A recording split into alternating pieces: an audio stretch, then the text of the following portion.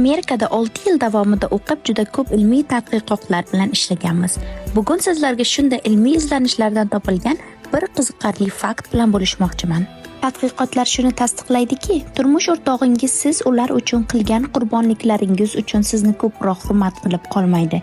Balki bu qurbonliklar ortidan o'zlariga nisbatan hurmatni hosil qiladi va o'ziga bo'lgan ishonchini sezilarli darajada oshiradi.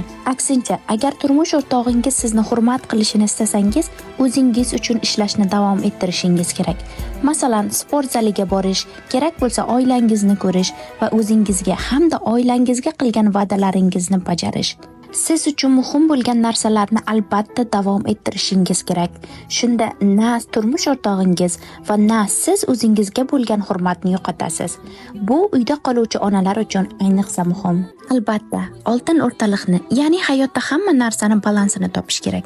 Juda ko'p ayollardan har kuni har xil SMSlar keladi va ularning hayot qissalarining bu tadqiqot bilan juda katta bog'liqligi bor. Muqaddas dinimiz islomda ham musulmonlar doim o'zini ustida ishlashi, bilimga, ilmga intilishi buyurilgan.